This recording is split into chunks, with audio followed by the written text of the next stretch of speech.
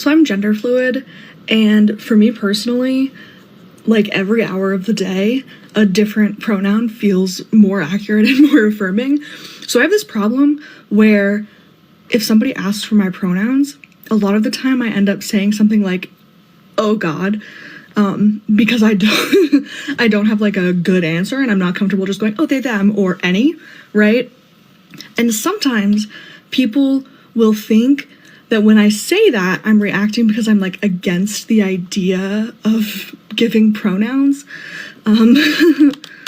So every once in a while, I'll have like a cis ally, love that for y'all, look at me and go, well, I'm asking your pronouns out of respect for you. And I'm like, no, I know. I don't have the respect for me at this point. Ha! That's it! Hold it right there! Pronoun trouble. Now hang on one second. Let me get this straight. So if any of us happen to misgender or use the wrong pronouns on that gender fluid young lady we just heard from, we would most likely be called hateful bigots, right? However, if any of us went up to her and said, excuse me, miss, what are your pronouns? Her response would be, oh God. How does that make sense? And how is that fair to somebody that's actually trying to be polite and respectfully engage with the pronoun people? And that is exactly why I don't engage.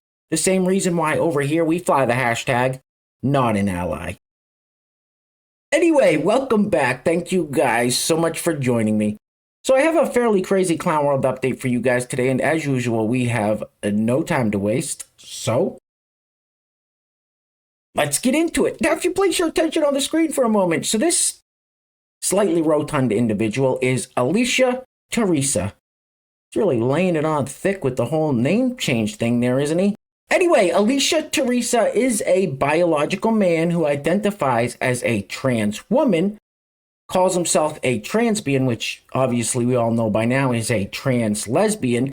Now, Alicia Teresa does use lesbian dating apps and ladies' restrooms. Huh?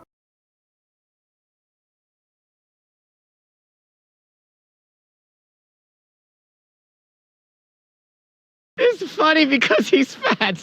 All right, let's keep this party rolling with everybody's least favorite Hollywood has-been, Michael Rapaport, who went viral about a month ago for saying voting for Donald Trump in the next election is still on the table because Joe Biden's doing such a terrible job. However, don't let this guy fool you. He still has a severe case of TDS, also known as Trump derangement syndrome. Now, this clip is kind of long. It's about 2 minutes long. But like I said in yesterday's video with that lawyer, it's definitely worth listening to see where these people's heads are at. Roll it. Do not forget what kind of a fat, a sick master of implication, the greatest criminal in American history. Just because this fat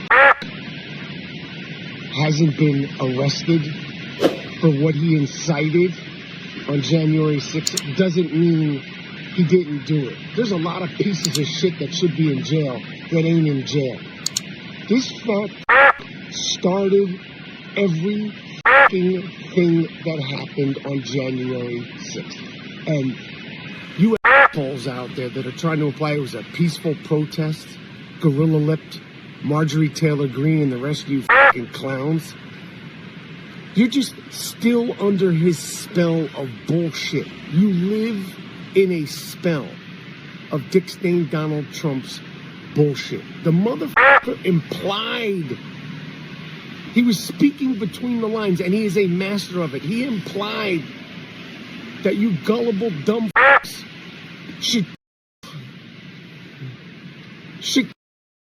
Mike Pence, he started it all.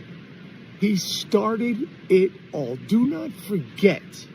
Okay, do not, and it's 2024, and he's still here. Keep your fucking head on a swivel. That fat is still here. Everything that's been discussed, everything that's been talked about, he did it.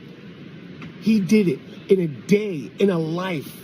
of shitty fucking behavior. That was probably the shittiest day of all of his behavior as of yet. It ain't over. This motherfucker's gonna live about 35, 40 more years.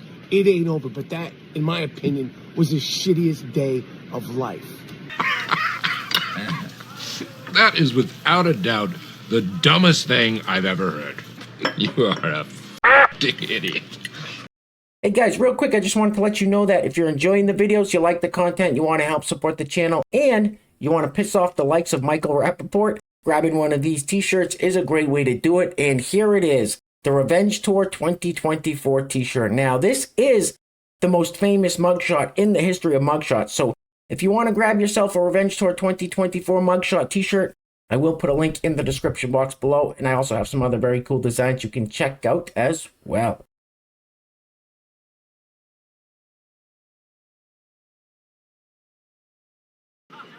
Yes! That's awesome! Alright, let's switch it up to some pronouns and gender and see what's going on in the land of make-believe. Now, this lovely lady says she has no gender, she's not a boy or a girl. How does that work? Regardless, she says we better respect it. Roll it. So, I'm a gender, I don't have a gender. I'm not a girl, not a boy, whatever. And, no, I don't expect you to know that right off the bat. I mean, I'd love it if people didn't assume gender. But if you look at me and think that's a woman, okay, here's where the problem comes in. If I then tell you, because you're like, oh, hey, lady or Mrs. or whatever. And I'm like, oh, actually, I'm not a lady. I'm not a woman. I'm non-binary. I use they, them pronouns. If after that intervention, you're like weird or transphobic, NB-phobic, just ignorant and kind of lazy and just purposefully being obtuse for no reason, like, then we have a problem. You don't have to know what my gender is, but when I share it, you better respect it, you better honor it, you better use my pronouns or you're out of my life. And like, it's a privilege to be in my life. I don't think transphobes understand that. What did you say? What the f did you just say? So, I'm a gender, I don't have a gender. Not a girl, not a boy. Boys have a penis, girls have a vagina. Alright, next up we have story time from these two fine-looking individuals telling us about their first date, which does include laxatives. Why, though? Well, I guess we'll find out. Roll it. Hi, we're doing a story time on our first date with laxatives. So the premise of this is that I was afraid to poop on our first date, and he spent the night, and I was like, I gotta poop. Yeah, next thing you know, I just said, hey, why not just take a laxative? Because she had, like, Miralax in her little cabinet, so I was like, I'll take some with you. So yeah, it kind of made us both comfortable with the fact that we had to poop. It gave us no option but to poop. And mind you, I had a studio apartment, it's very small, one bathroom, and it was pretty much a revolving door of shitting. It was like, he would go in, and then I would go in after him, and it was just, yeah, constant. To be fair, she was the first one that went in, and after that, it was just, It was a very stinky night, but it definitely broke down that barrier of being afraid to poop in front of each other, because we just smelled each other's poopies for the first time on the first date, and that was terrifying, but also at the same time, you don't have that fear anymore, you know? Like, I just took a fresh dumpy about 5 minutes ago. So yeah, that's why we took laxatives on our first date. Exactly. I recommend you do this on any date that you feel like this person could be a potential lifelong partner. You want to break that barrier of awkward pooping right off the bat, so. And then, on your wedding day, you can get face-to-face toilets, ladies and gentlemen. Yeah, face-to-face toilets. We're definitely going to be investing in that whenever we get a house one day. That's fucking disgusting. Oh, I'm gonna throw up. So this next clip is a direct result of the body positivity movement, also known as the fat acceptance movement. These social justice movements are a detriment to everyone involved in them. Roll it. We're fat girls. We eat what we want when we want to. We're fat girls. Of course we're going to ask for a table instead of a booth. We're fat girls. Of course I ordered enough to have leftovers. We're fat girls. Of course I'm learning to honor my hunger cues. We're fat girls. Of course we save some for later. We're fat girls. Of course we take up space. Sorry, not sorry. We're fat girls. Of course we're unlearning generational fat phobia. We're fat girls. We're worthy exactly as we are. Go on a diet, you fat. Hey, real quick, before we go any further, I want to give a huge shout out to the sponsors of today's video. And while I'm doing that, I'm going to let this loop on the screen for your viewing pleasure, of course. I don't know. Anyway, today's video is being brought to us by our first sponsor is our great friend Coda320. Once again, and as always, sir, thank you so much for your kindness, generosity, and support. I truly appreciate it. I hope everything's going well down in the Southern Hemisphere, and definitely let me know when you make it back up this way. So once again, Coda320, thank you so much for sponsoring today's video. Second sponsor of today's video is the Etsy store Red Clover Fields, which, as most of you know, is my wife's Etsy store. She's got some fantastic stuff in her store, stuff I use every day.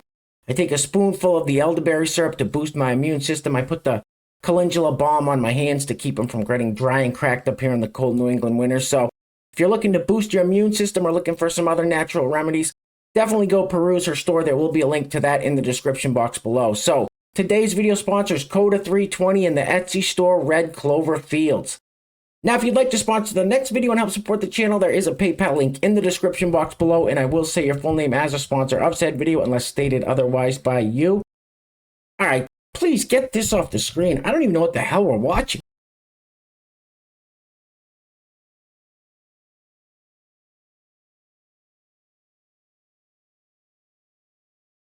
That's fucking weird, huh? Holy shit. What the hell was that all about? Alright guys, this next clip is from a post on X, formerly known as Twitter, from the account End Wokeness. This is in my home state. This is actually a local news station from where I live. It says, 5 new luxury buildings are going up in Brunswick, Maine to host illegals. 2 years of rent will be paid off by the taxpayers for jobless illegals. Maine is also supplying them with $100,000 for legal support to help them with asylum and work authorization. Woke residents gathered to celebrate the completion of 24 units this week. Roll it. Dozens of people showed up this morning to the grand opening of new apartments at the Brunswick Landing. These units were built specifically to house asylum seekers as they wait to receive their work permits, which can take months. There will be 60 apartments total here serving this purpose. 24 of them are ready now. State government will essentially pay the rent for 2 years. After that, the buildings will convert to market rate and affordable housing units. Some asylum seekers have already moved in and say this option of transitional housing is much better than living in a hotel or at a shelter. In hotel, there's rules and regulations, and in a shelter too, we have so many people. We share kitchen together, we share the restroom together. This is a very unique solution to a very exciting opportunity in our state. We have thousands of folks coming to Maine who want to make Maine home, and we're doing everything we can to help that situation. I cannot believe this shit. Well, it looks like my home state of Maine is on the verge of collapse. And no, we the people of Maine didn't ask for this. We didn't vote for this, and we sure as shit don't want this, but the powers that be don't really care what we the people want now, do they? Anyway, guys, we're going to be wrapping it up with this clip of New York Governor-elect Kathy Hochul, speaking of the powers that be. She is telling the people of New York that if they get out of line and say something they're not supposed to on the interwebs, she will come after them. So it looks like Maine is not the only state that's on the verge of collapse. Well, New York, at least New York City's been going down that road for a while. But anyway, guys, things are clearly getting crazy out there. So please take care of yourselves. Take care of each other. Till next time, love you guys. Peace. Roll it. Also, we're very focused on the data we're collecting from surveillance efforts, what's being said on social media platforms. And we have launched an effort to be able to counter some of the negativity and reach out to people when we see hate speech being spoken about on online platforms. Our media analysis, our social media analysis unit has ramped up its monitoring of sites to catch incitement to violence, direct threats to others.